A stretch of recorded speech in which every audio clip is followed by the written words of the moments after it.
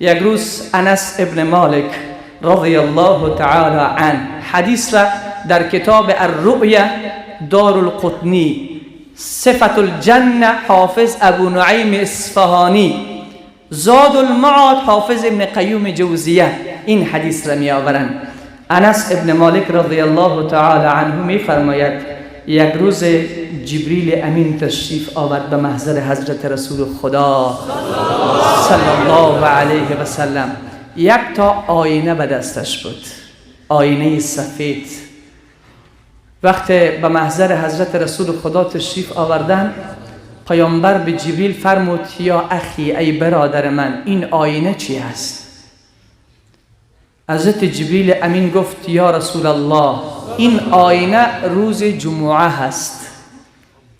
رسول خدا نگاه کرد به طرف آینه، دید که یک خال سیاه در وسط آینه است. پرسان کرد ای جبریل، این خال در وسط آینه چی میکند؟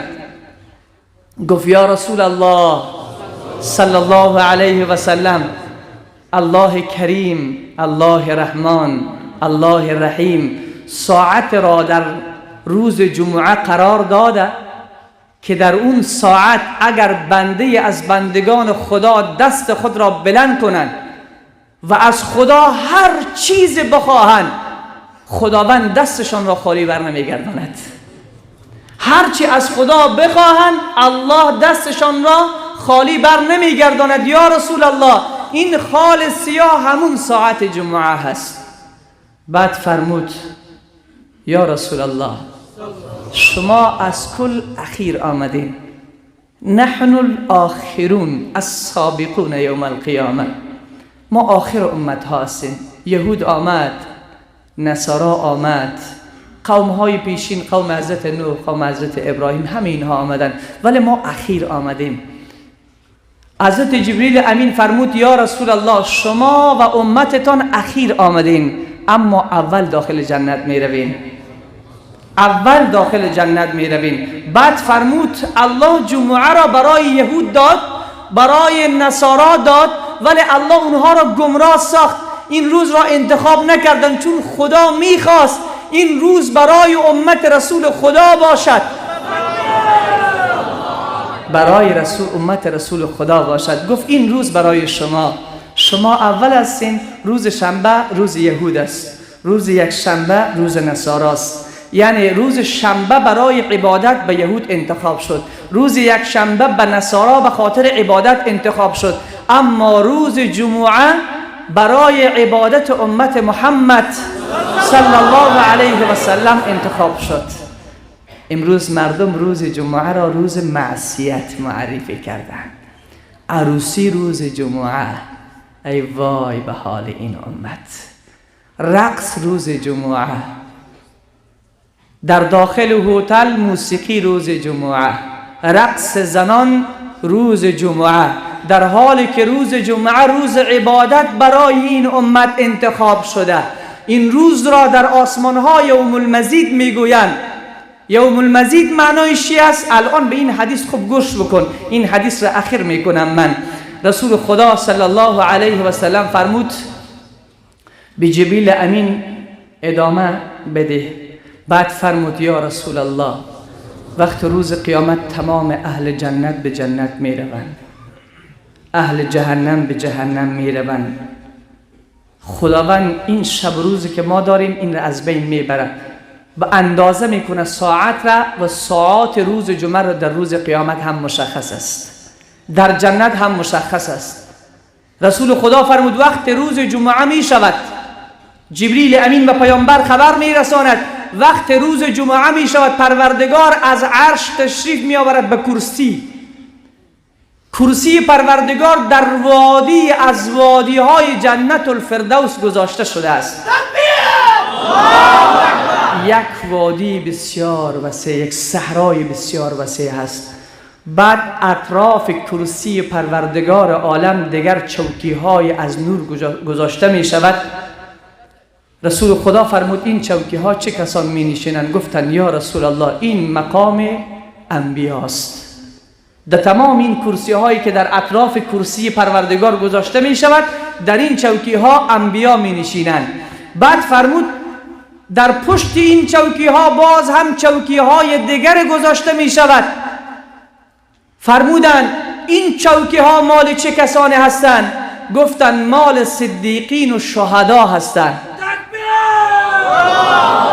و در اطراف این صحرا تپه های از مسک است، تپه های از مسک است و تپه های از زعفران است. در اطراف این کرسی ها بعد جبریل امین فرمود الله جل مجده برای نمازگزاران روز جمعه دستور میدهد که شما به این تپه های مسک بنشینید. الله تشریف می آورد، تمام عرصات، تمام اهل جنت الفردوس با پروردگار در روز جمعه ملاقات می کنند. عزیز من، روز ملاقات خدای تو روز جمعه هست. روزی که قیامت برگزار می شود روز جمعه هست.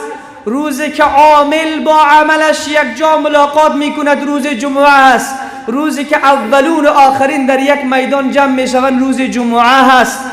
ظالم با ظلم خود روبرو می شود روز جمعه هست. بینماز به بینمازی خود روبرو می شود روز جمعه هست. هر بنده امت محمد صلی الله علیه و سلم با رسول الله روبرو می شود روز جمعه است. وقتی که در مجلس برگزار میشه الله صدا میزند به این کسانی که در این کرسی ها نشسته هستند، پرسان میکنن ای بندگان من از من چی خواهان هستین؟ به شما چی بدهم؟ به شما چی بدهم؟ از من سوال کنین، از من طلب بکنین. بندگان میگوین یا الله چی به ما ندادی؟ الله میفرماید من وعده خود را به شما صادق کردم و راست کردم، شما را داخل جنت گردانیدم. الان هرچی از من میخواهین بخواهین. کلگی به یک آواز صدا میزنن که خدایا رضای تو میخواهیم. یا الله رضای تو مهمتر از همه چیز است. جنت بعد از رضا هست، نعمتهای جنت بعد از رضا هست، ولی رضای پروردگار و رضوان من الله اکبر، از همه چیز بزرگتر در عالم رضای الله است. تمام اینهایی که در این میدان وسیع جمع شدن به یک آواز صدا میزنن پروردگار و رضای تو میخواهیم. جنت که به ما دادی، کوران جنت هم که به ما رسید، کل نعمت ها را ما گرفتیم، قصرها را تصاحب کردیم، خدای رضای تو باقی مانده است. الله میگوید ای بندگانم شاهد باشین که امروز رضای خود را هم از شما اعلان کردم. عزیز دل، او روز جمعه هست، او روز جمعه هست. انشاءالله انشاءالله پروردگاری که من میشناسم، پروردگاری که شما میشناسین، به خدایی که محمد را به رسالت فرستاد من و تو را ناامید نمی کند. من و تو را روز قیامت ناامید نمی کند. انشاءالله رضای خود را از من و تو هم اعلان می کند. چگونه اعلان نکند که دایی تو یک روز خوب تو نرفتی به صحرا، تو نرفتی به زنا، تو نرفتی به شراب، تو نرفتی به موسیقی، تو نرفتی به صحرا. از ساعت 9 آمدی در اینجا تا ساعت 2 انتظار میکشی تا رضای الله نصیبت شود. اگر الله این را نصیب من و تو نمیگرداند، نصیب کی میگرداند؟ این اعلان میشود که شاهد باشین بندگان من که رضای خود را به شما دادم. در همین اثنا خداوند میفرماید ای بندگانم رضای من که از شما شد، اما دست خشک بر نمیگردین به جنت. نعمتهای امروز به شما نصیب بگردانم که مالا عین رأت، هیچ چشم ندیده، ولا اذن سمعت، هیچ گوش نشنیده توصیفش را، ولا خطر علی قلب بشر، به قلب هیچ کس خطور نکرده. تمام این نعمت بگیرین بروین به غرفه هایتان داخل جنت. چه روز زیبایی باشد، چه روز زیبایی باشد. رسول خدا صلی الله علیه و سلم می فرماید ای امت من روز جمعه روز دیدار خدایتان هست. وقت روز جمعه می شود، هر جمعه الله تشریف می آورد به جنت، یک نور ساطع می شود که تمام جنت را منور می کند. کل اهل جنت به طرف این نور نگاه می کنند. این حدیث ابن ماجه می آورد، حافظ ابن قیم جوزی می آورد، صفت الجنه حافظ ابو نعیم اصفهانی می آورد، الرؤیت دارالقطنی می آورد. میگه یک نور ساطع می شود به جنت. کل اهل جنت به بالا نگاه می کنند.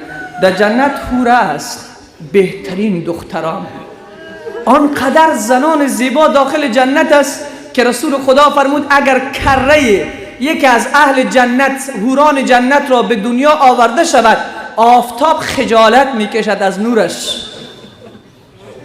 اگر یکی از حوران جنت در شب تاریک در دنیا بخندن، دنیای تاریک تبدیل به روز روشن میشود.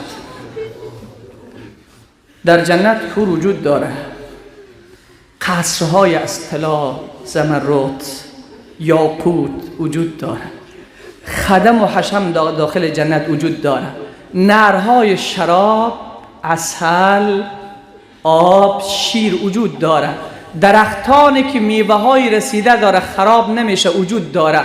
اما میدانید که دیدار خدا چه دیدار است؟ وقتی نور ساطع می شود به جنت، پرده های حجاب دور زده می شود، دیدار خدا به جنت بیاید. تمام اهل جنت روز جمعه دیدار خدا می کنند. به اندازه اهل جنت مست می شوند که نه حور می بینند، نه جنت می بینند، نه میوه می بینند، نه نعمت می بینند. همه چشمانشان به جمال پروردگار عالم است. او در روز جمعه است. او در روز جمعه است که الله نصیب کسی میگردونه که در دنیا چشمش به گناه نبوده، در دنیا چشمش به سریال و فیلم نبوده، در دنیا چشمش به فیلم مبتذل نبوده، در دنیا چشمش به معصیت نبوده، در این دنیا چشمش به گناه نبوده. در این دنیا تمام روز تلاش میکرد که الله را راضی بگرداند. فقط برای اونهایی است که روز جمعه نماز جمعه میخوانند.